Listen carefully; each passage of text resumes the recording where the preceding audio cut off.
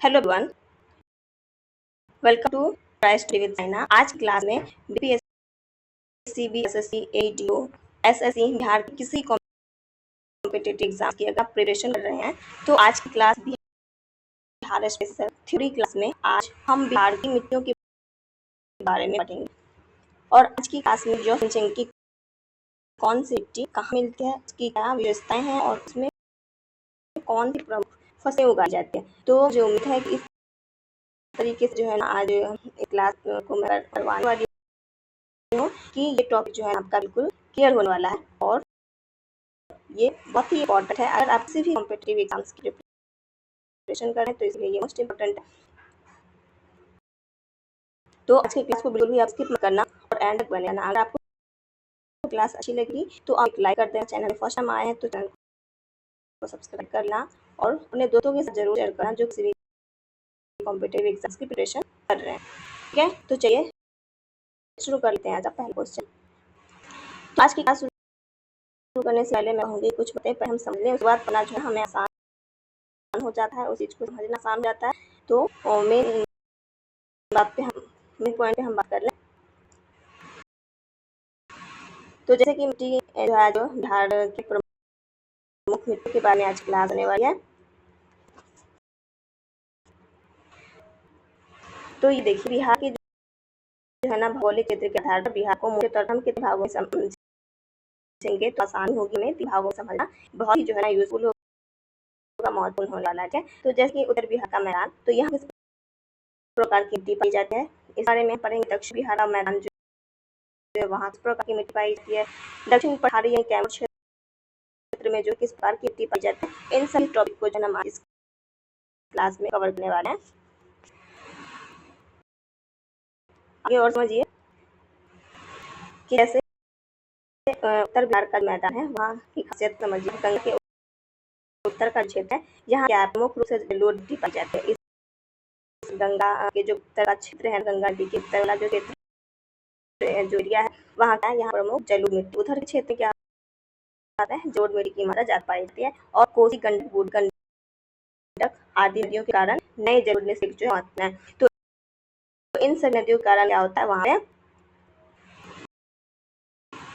ये सब जो है ना क्या था जलोढ़ मिट्टी इन सब नदियों की सहायता से जलोढ़ मिट्टी प्राप्त होती है। ठीक है, और अब बात करते हैं दक्षिण बिहार का मैदान। तो यहाँ पर जो किस तरह की मिट्टी पाई जाती है। गंगा के दक्षिण का क्षेत्र है। अभी हम उत्तर की बात किए तो और आप दक्षिण की बात हम करें तो यहाँ जो है ना यहाँ भी जलोढ़ मिट्टी प्रमुख है। ठीक है, तो नदियों के आसपास वाला एरिया होता है ना वहाँ ज्यादातर कौन सी मिट्टी पाई जाती है, जलोढ़ मिट्टी। ठीक है, जलोढ़ मिट्टी यहाँ जो है प्रमुख है, लेकिन दक्षिणी भागों में पुराने जलोढ़ एवं अन्य स्थानीय मिट्टी की विशेषताएं देखने को मिलती है।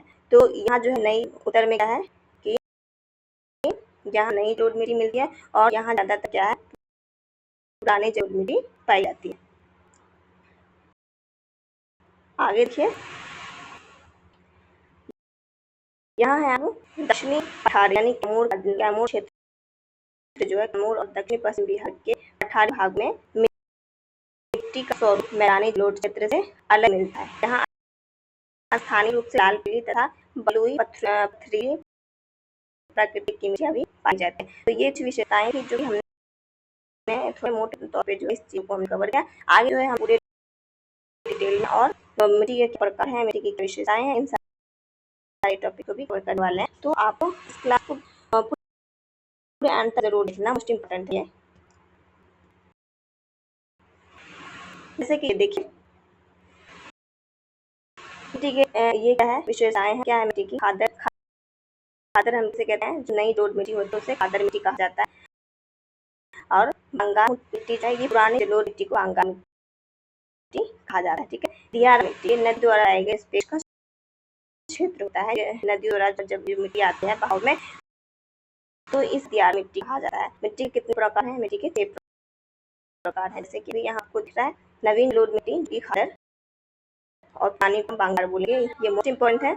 तो अब कि आज के बाद जो है आप इस टॉपिक में बिल्कुल स्टे करेंगे। अगर आपको इस टॉपिक से और कोई क्वेश्चन आता है तो मुझे उम्मीद है 100% जो मैं आप इसको कवर करने वाली हूँ, इसको करेक्ट आंसर क्या आने वाले हो। तो देखिए यहाँ मिट्टी के प्रकार: नवीन जलोढ़ मिट्टी, पुरानी जलोढ़ मिट्टी, ग्यारह मिट्टी, बलुई मिट्टी, दोमट मिट्टी, चिकनी मिट्टी। अब ये सारी मिट्टी क्या विशेषता है, इसमें कौन सी फसलें उगाई जाती है, कौन सी मिट्टी कहाँ पाई जाती है, तो इन सब के बारे में अब हम आगे पढ़ेंगे। तो देखिए नवीन जलोढ़ मिट्टी जिसे खादर कहा जाता है, तो क्षेत्र इसका क्या है, किस क्षेत्र में नई नवीन जलोढ़ मिट्टी पाई जाती है वो समझिए। गंगा तथा उसकी सहायक नदियों जैसे नदियों में जो क्या है बाढ़ प्रभावित क्षेत्र और निचले मैदानों में ये जलोढ़ मिट्टी जो है पाई जाती है, नवीन जलोढ़ मिट्टी पाई जाती है। ठीक है, इसकी क्या विशेषता है, तो इसकी विशेषताएं यह है कि नदियों द्वारा बार बार लाई गई नई मिट्टी क्या है अपेक्षाकृत अधिक उपजाऊ होती है। जो जब भी किसी गांव में किसी इलाके में जब बाढ़ आता है ना, तो तब होता है कि हमें तबाही तो कुछ होती है, हमारे बहुत सी चीजें जो है उस वजह से बर्बाद हो जाती है, लेकिन उससे क्या होता है कि मिट्टी और पानी जो एक दूसरे से क्या होता है बहुत दूर दूर से मिट्टी बहकाती है साथ में बहाव में, तो वो सारी बातें आपस में मिलती है।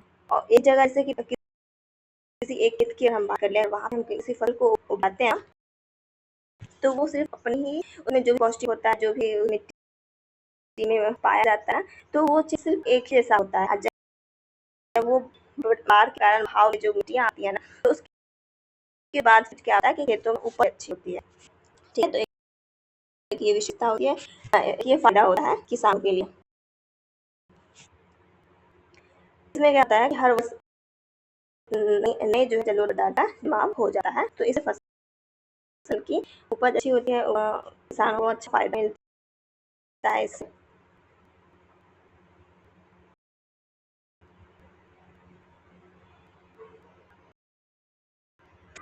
अब इसके फसल की बात करें कि इसमें जो है फसल कौन सा उगता है, क्या विशेष कौन सा प्रमुख फसल जो है इसे होते हैं, ये हमने अभी कौन सा बात कर लिया, मिट्टी बात कर रहे हैं, इस मिट्टी के बारे में बात करते हैं कि कौन सी फसल इसमें अच्छी होती है। तो जैसे कि देखिए धान, गेहूं, मक्का, दलहन और सब्जियां, यानी कि धान होता है अच्छे उपज में, अच्छा जो है वहाँ पे उस मिट्टी में उस मात्रा ज़्यादा होती है, जब हम उसकी खेती करते हैं उसकी मात्रा ज़्यादा होती है। गेहूँ अच्छा सा होता है, मक्का भी होता है, धान यानी दाल की जो भी आइटम हम करते हैं वो होता है, सब्जियां भी होती हैं अच्छी।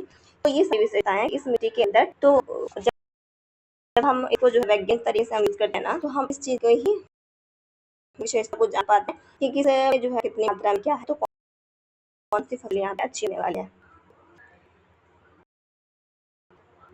याद रखिएगा कि अगर आप देखिए खाद यानी नई जरूरत नई परत, जो नई परत आगे बनती है बहाव के कारण, तो इसको हम खादर मिट्टी बोलते हैं।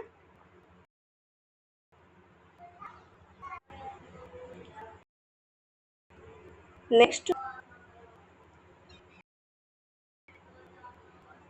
अब है पानी जरूरत मिट्टी यानी कि बांगार। इसका क्षेत्र कौन सा है, तो गंगा के पुराने एवं अपेक्षाकृत जलोढ़ मैदानों में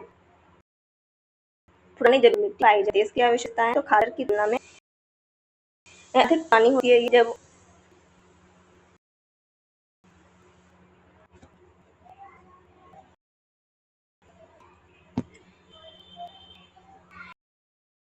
है ना, तो विशेषता क्या है इसकी, खादर की तुलना में ये पुरानी मिट्टी होती है, बाढ़ का बहाव अपेक्षाकृत ये क्या होता है कम होता है। कुछ क्षेत्रों में क्या होता है कंकर पाए जा रहे हैं, कंकर से जो पथरीली जमीन होती है, तो उस मिट्टी में क्या होता है कंकर के प्रकार के मतलब उस मिट्टी में पाए जा रहे हैं। तो ये मतलब क्या है, इससे हमें पता लगता है कि पुरानी मिट्टी है, पुरानी जलोढ़ मिट्टी है।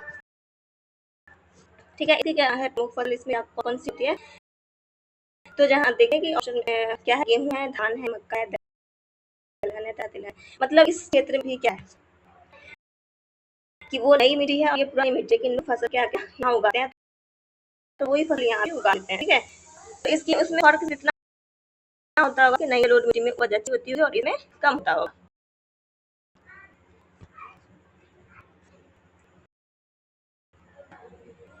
अब याद रखना है बांगर यानी जहाँ पे बंगाल मिट्टी रहे तो मतलब समझिए ये पुरानी जलोढ़ मिट्टी ही है। ठीक है, अब बात कर लेते हैं नेक्स्ट की, जैसे दियारा मिट्टी। ठीक है, तो इसका क्षेत्र क्षेत्र क्या, किस क्षेत्र में दियारा मिट्टी पाई जाती है? तो गंगा और उसकी सहायक नदियों के बीच या नदियों के किनारे बने जो दियारा क्षेत्रों में ये दियारा मिट्टी पाई जाती है। इसकी क्या विशेषता है? नदी द्वारा लाए गए नए शब्द से निर्माण होता है। इसका मिट्टी सामान्यतः क्या होती है? उपजाऊ होती है। बाढ़ और नदी के मान में परिवर्तन का प्रभाव रहता है। फसल इसमें कौन कौन सी होती है? तो इसमें जो फसल है क्या होती है? सब्जी होती है, यहाँ मक्का होता है, गेहूँ होता है, दलहन आदि, ये सारी फसलें दियारा मिट्टी में भी उगाई जाती है। ठीक है, तो याद कैसे रख सकते हैं इसे? दियारा जो है नदी के आसपास का नया निरपेक्ष क्षेत्र होता है। अब बात करें बलुई मिट्टी की, तो बलुई मिट्टी जो है ये किस क्षेत्र में पाया जाता है? तो इसको देखिए आप, नई एवं दियारा क्षेत्र में विशेषकर जहाँ बालू का निरपेक्ष अधिक, जहाँ बालू की मात्रा अधिक हो वहाँ विशेषता क्या है? बालू की मात्रा अधिक, जल धारण क्षमता अपेक्षाकृत कम हो, मतलब जल की क्षमता हो उसको ब्लीच करने की वो कम हो, उचित सिंचाई के साथ कृषि की जाती है। ठीक है, यहाँ जो है प्रमुख फसल कौन सा है? कौन कौन इसमें फसल उगा सकते हैं? मक्का, सब्जियां, मूंगफली आदि। नेक्स्ट को समझिए, दोमट मिट्टी। इसका क्षेत्र कौन सा है? बिहार के जलोढ़ मैदान के विभिन्न भागों में पाया जाता है दोमट मिट्टी। इसकी विशेषता क्या है? बालू, गाद और चिकनी मिट्टी का संतुलित मिश्रण होता है। ये कृषि के लिए बहुत उपयोगी है ये मिट्टी, दोमट मिट्टी, और जल एवं पोषक तत्वों को जो अपेक्षाकृत अच्छी तरह धारण कर सकती है। तो दोमट मिट्टी की प्रमुख फसल कौन सी है? तो इसमें देखिए यहाँ पे गेहूँ है, धान है, मक्का है, दलहन है, तिलहन है और सब्जियां हैं। यानी सबसे ज्यादा क्या हुआ इसमें भी हो रहा फसल अच्छा। ठीक है, गेहूँ, धान, मक्का, दलहन, तिलहन एवं सब्जी सभी प्रकार की फसल को उगाती है अच्छे प्रकार। ठीक है, अब चिकनी मिट्टी की बात करें। चिकनी मिट्टी का क्षेत्र क्या है? निचले एवं अधिक जल जमाव वाले क्षेत्र तथा नदी घाटियों के कुछ हिस्सों में पाया जाता है। यानी कि हर जगह नहीं पाई जाती चिकनी मिट्टी।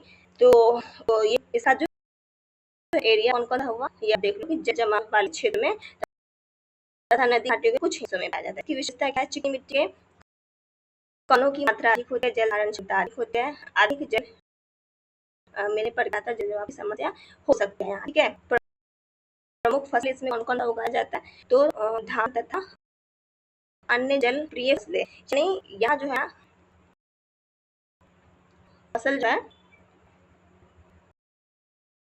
चिकनी मिट्टी के अंदर कौन सा होता है? धान तथा जल प्रिय, मतलब जिसमें ज्यादा पानी की आवश्यकता हो ना, चिकनी मिट्टी के अंदर वो वाली फसलें ज्यादातर उगाई जाती है। ठीक है, तो जो उम्मीद है ये क्लास आपको अच्छी लगी और आज का ये मिट्टी वाला टॉपिक था बिहार से रिलेटेड, तो ये टॉपिक आपको बहुत ही अच्छे से समझ में आया होगा। अगर क्लास आपको अच्छी लगी है तो लाइक कर देना। चैनल पे फर्स्ट टाइम आए आप तो चैनल को सब्सक्राइब जरूर कर लेना।